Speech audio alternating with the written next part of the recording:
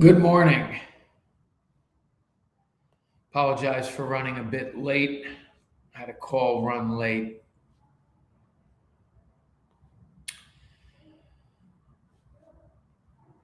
All right.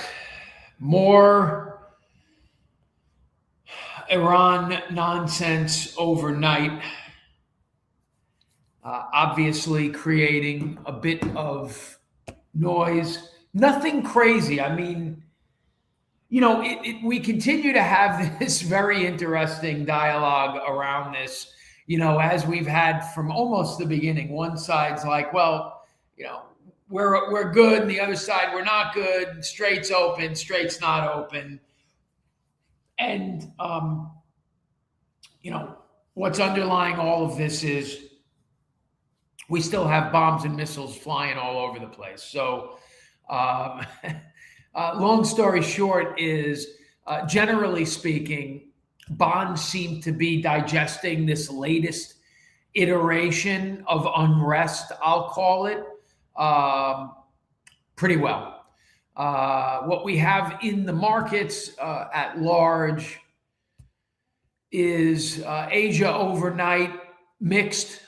Europe overnight, I want to say kind of mostly down, but really flat. And that's sort of what we're indicating on shore here, although NASDAQ down over a point. Everything else is flattish, certainly a bit negative. VIX kind of holding up a little bit, only up about 3.5%. As you can imagine, oil up, crude 74, Brent approaching 80, 79 and change. Precious metals, generally speaking, down across the board. A dollar better than most currency. Bitcoin down.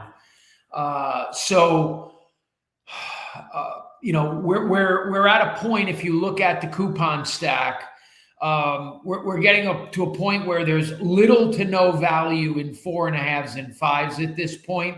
We're really banging around 1 month lows and pretty darn close to 3 month lows. So, really reiterating a float there, if nothing else, because you got nothing to lose. 6 coupons still strong like bull, full on lock there based on what's going on. And 6.5s are like sort of a 50-50 proposition. Holding up better than anything other than 6s. But again, not really super worried about tremendous volatility in the 6.5 coupon. So that one is, I think, really more of, how much time do you have? And at some point, you've got to pull a trigger. Good morning, Bob. As far as this week's slow day today, we've just got some Fed speak today. Tomorrow is the big day.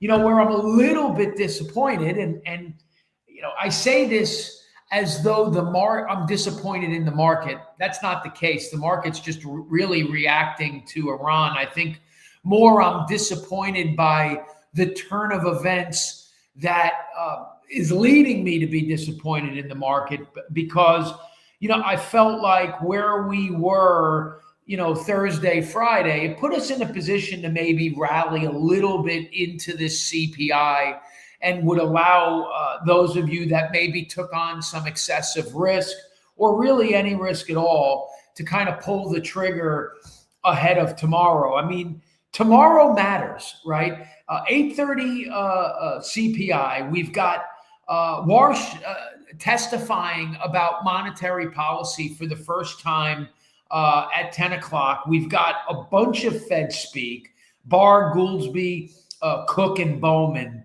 And that's sort of on the heels of Bowman and Waller today. Long story short,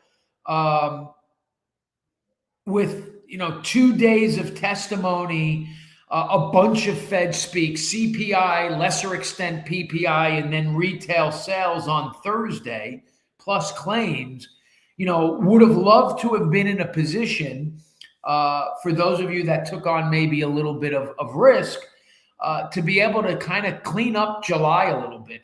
If I look at a calendar, what are we talking here? Refi day. So that'd be Monday the 27th. So falls perfectly there. So you do have, well, not quite 2 weeks because I don't know how the COCs work and all that other stuff, but I'm guessing you have until the 23rd or the 24th to lock in. So maybe 10 days, something like that. So you have some time and you have the ability to get through and digest this cycle. Good morning, Angela. So at the end of the day, I think I'd hope that this would line up for you to maybe take some risk off the table for the month of July, but it's just not that way. Now, to what extent, and apparently Mitch McConnell's maybe not in great shape either. I'm sure about Lindsey Graham at this point. I don't know that, and this is a terrible thing to say, and I'm just talking purely from an economic standpoint. I don't know to what extent his death and perhaps, God forbid, McConnell's death might have on the markets, what impact they might have on the markets. Probably not super significant, but maybe something to keep an eye on. More than anything, just because so much of what's in front of us as it relates to Iran and just almost our everyday lives nowadays, it's just so political and geopolitical. And that's not to say that it hasn't always been the case, but, you get the feeling that whatever it was, 20, 30 years, we kind of lived under the shadow of the Cold War. And then I feel like when we finally broke out of that, we had a renaissance in some regard. The markets kind of traded on their own volition to some extent. The markets had the ability to be maybe perhaps a bit more enthusiastic about the growth of companies without having to worry about things that they didn't even know they had to worry about. And, all of a sudden, we're worried about who likes who and what country thinks this and what about a tariff. And so much of that is more political and geopolitical than it is nuts and bolts economics. So that's where I say that there's a chance that, folks who, right, wrong, or otherwise, were longtime Washingtonians, what impact do they have on that, the navigation and negotiation of a very complex geopolitical, good morning, Steve, landscape? Sort of remains to be seen. I touched on this last week. An interesting CPI here. This is one of those that make me nervous. We're forecasting a headline of a negative handle. Negative 0.1 headline, 2.9 core year over year, 0.2 monthly core, and the year over year 3.8. That monthly negative 0.1 that we're predicting, boy, you talk about setting yourself up for some potential failure. I don't love that. What I love about the number is that the market is kind of seeing what we've talked about, right? That inflation is, this last wave of inflation is sort of subsiding or moderating, if you will. But to whatever extent they're wrong about that, boy, I don't love the reaction that we potentially have to that. Yeah, I mean, listen, to me, the risk factor over the next 48 to 72 hours is a 20 on a scale of 10, okay? The likelihood that it goes really bad, well, that's really what's up for interpretation.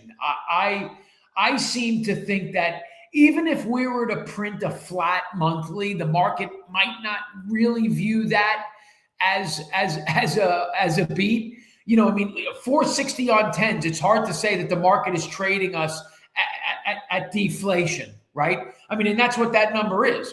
Obviously you'd need to see the next 11 months at a negative handle, but on a 12-month run rate, negative 0.1 is negative 1.2% headline inflation. right? You're talking about the Fed cutting rates at that point.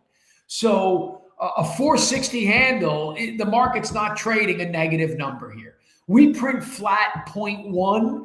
Sure, there might be an algorithm that says sell, but in the grand scheme of things, one would suggest that cooler heads prevail and say, well, heck, a 0.1 number, not so bad, especially in the context of last month being a 0.5 number. I think that where we have much more hope is on the core of 0.2. That's a little bit of a more palatable number where you could see us printing a 0.1 or a 0.2. It's going to be interesting to look at the real estate component of it. Some of this real estate data from last week was a little bit weak. Existing home sales were down 2.4%, although revised up. Did we have a price? Now, theoretically, that probably doesn't translate well to price. Didn't have any price numbers on real estate. How is this going to impact shelter on a month-over-month basis?